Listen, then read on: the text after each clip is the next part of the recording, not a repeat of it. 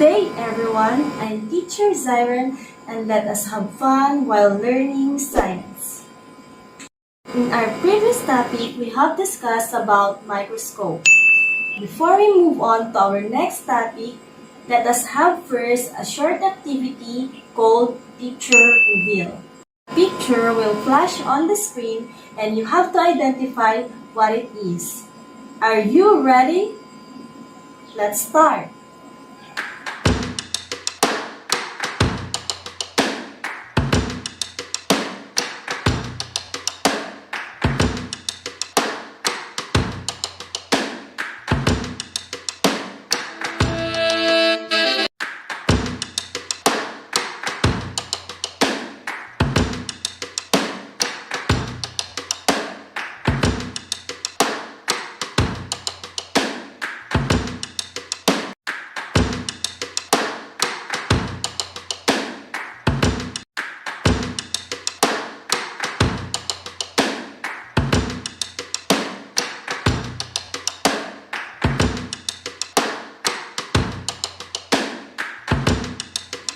I am happy that you are able to master our previous topic. I think you are now ready to our next topic. Are you excited? We are going to talk about the different levels of biological organization. This lesson addresses the following standards and competencies.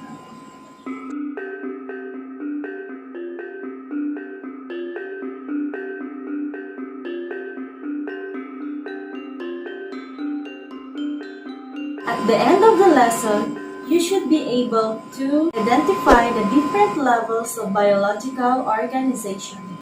Describe an example of an emergent property at each level of biological organization. And sequence the levels of biological organization in order from least to most complex. Before we start, please prepare your pen, your notebook, and a comfortable place where you can write your answer.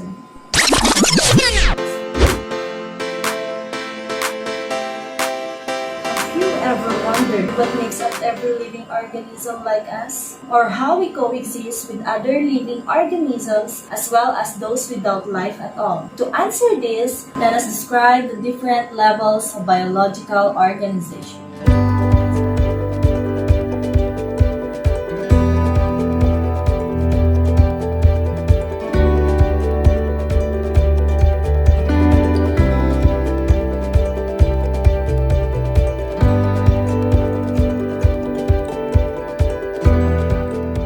As we all know, the branch of science that deals with the study of life is known as biology. To understand life even better, we need to study it from its basic unit to the most complex. Living things exhibit a unique and complex hierarchical organization, which means living things are highly organized and structured. They follow a hierarchy or levels starting from lowest level up to the highest level. The hierarchy of life can be organized from cell, tissue, organ system, organism, population, community, ecosystem, and biosphere. These different levels of biological organization are interconnected to each other. The absence of one level may prevent the existence of one level. These levels work hand in hand and makes life possible to exist. Let us explore the different biological organization starting from the lowest or the simplest level, which is the cell. Trees in forest, fish in a river, the goats in a farm, and worms in the soil, and all other plants and animals are made up of the building blocks we call cells. The cell is the basic functional and structural unit of life. It is the smallest unit that can perform all the activities associated with life like growth, reproduction, excretion, and nutrition. Examples of cells are animal cells such as red blood cells, sperm cells, and egg cells. Other examples include plant cells and bacterial cells. Now, I want you to give some example of cells that you know and you write it in your notebook. What level is next to cell?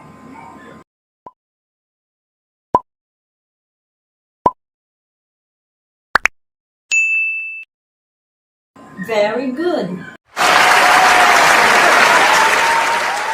Tissue is used to describe a group of cells that are similar in structure and perform a specific function.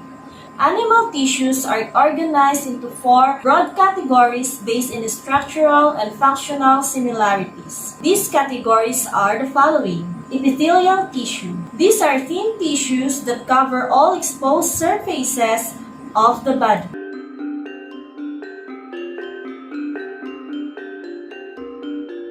Connective tissue is the tissue that connects, separates, and supports all other types of tissues in the body.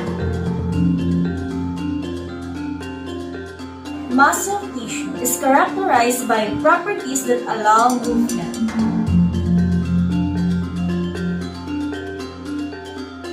And nervous tissue, it is responsible for coordinating and controlling many body activities. The primary tissue types work together to contribute to the overall health and maintenance of the human body. Thus, any disruption in this structure of a tissue can lead to injury or disease. How about the tissues present in plants? Kindly write your answers in your notebook. What level is next to tissue?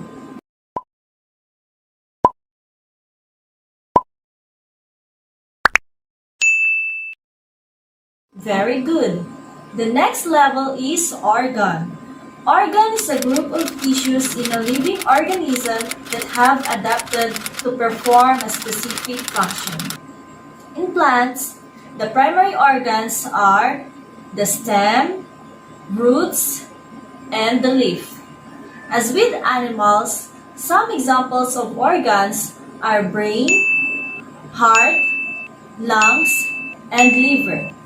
These organs are responsible for the basic life-sustaining functions of the organisms. Will you give another example of organs that you know? You write it in your notebook. What level is next to organ?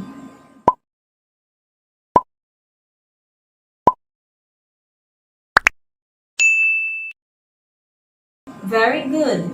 The next level is organ system. An organ system is a group of organs that work together to perform a certain function in an organism's body. The human body consists of 11 organ systems, namely muscular system, respiratory system, digestive system, integumentary system, circulatory system, endocrine system, reproductive system, urinary system, immune system, nervous system, and skeletal system. To remember the 11 organ systems of the human body, let us have the mnemonic Mr. Dye's ruins.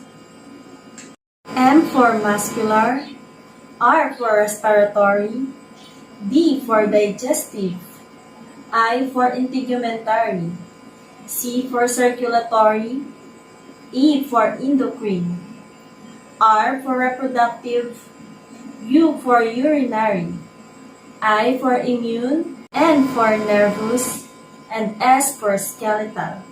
Mr. Dye's rules, or the 11 organ systems for human body. I hope you are able to remember the 11 organ system with this mnemonic Mr. Dye's rules. The next level is organism.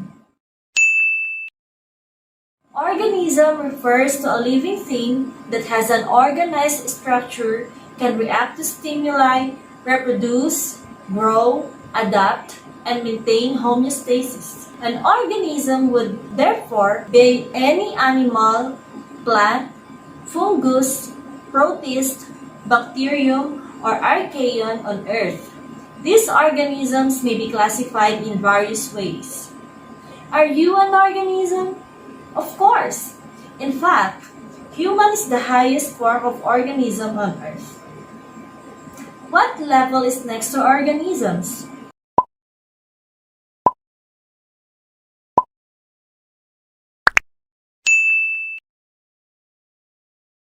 Very good. The next level is population. A population is the number of organisms of the same species that live in a particular geographic area at the same time with the capability of interbreeding. Populations can occur on various different scales. A local population can be confined to a spatially small area. For example, the people in Manao. However, this locality can operate on a regional, countrywide, island, or continental scale. It may even make up the entire species. Now, I want you to search on the top 10 most populated town in Pangasinan and write it on your notebook. What level is next to population?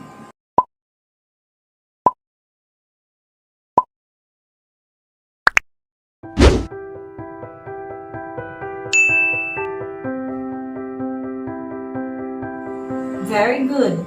The next level is community.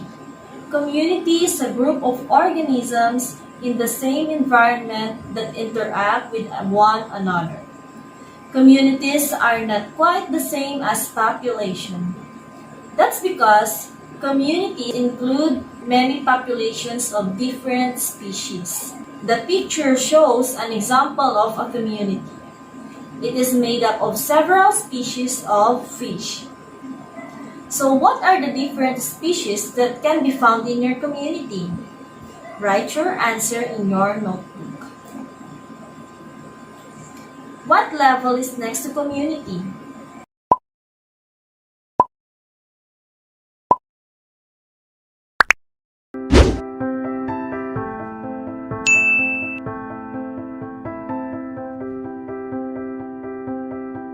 Very good.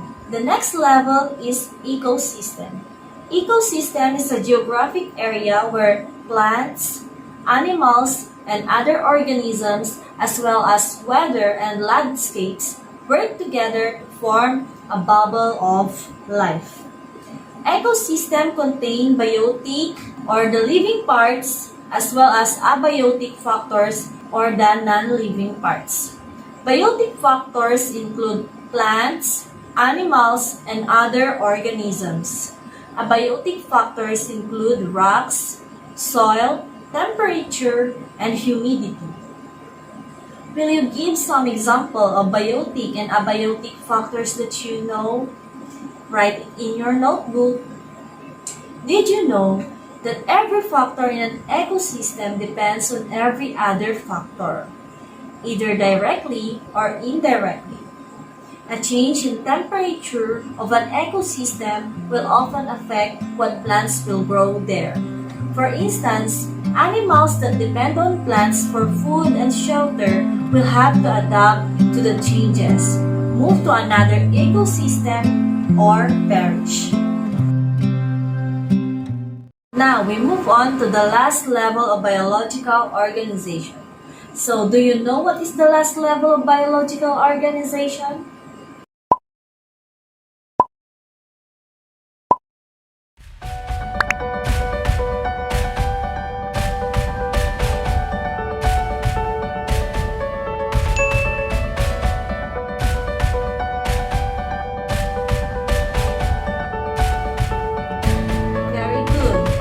The last and the most complex level of biological organization is the biosphere.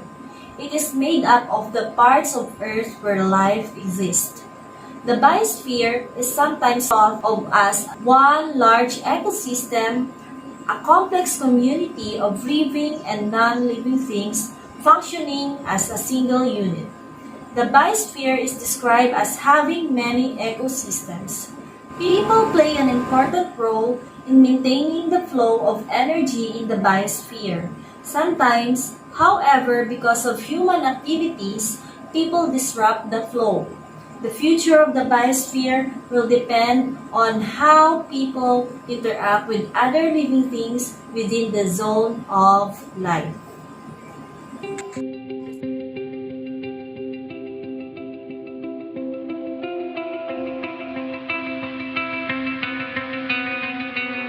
The Sustainable Development Goal number 15, or the Life on Land, aims to protect, restore, and promote sustainable use of terrestrial ecosystems, sustainably manage forests, combat desertification, and help reverse land degradation and halt biodiversity loss. The targets of Sustainable Development Goal number 15 are to conserve and restore terrestrial and freshwater ecosystems,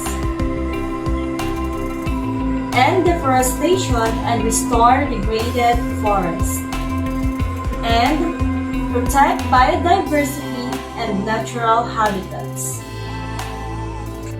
What is your role as a student to prevent environmental problems? Write your answer in your notebook.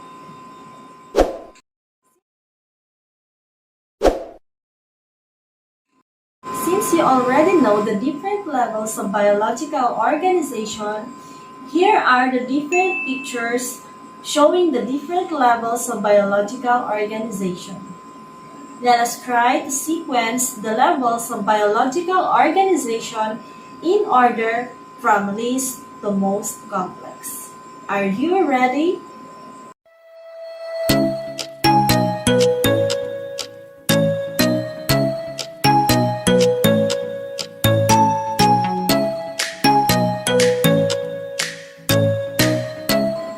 Let us check if your answers are correct. You got it right. The levels of biological organization is a range from cell, tissue, organ, organ system, organism, population, community, ecosystem, and biosphere. I think you are now ready with our last activity for this lesson. The name of this activity is called Find the Line.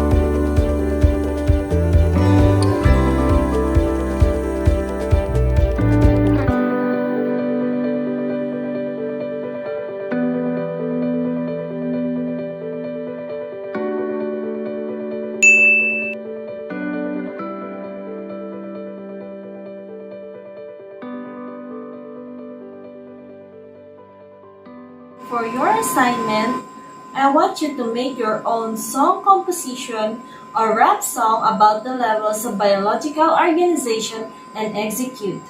Provide a short description and examples.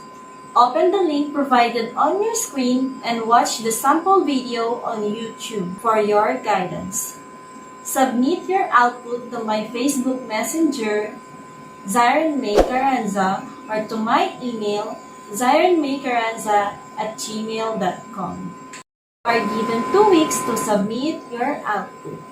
I hope you learned something about the levels of biological organization. Again, I'm Teacher Zyren and see you in our next lesson. Bye!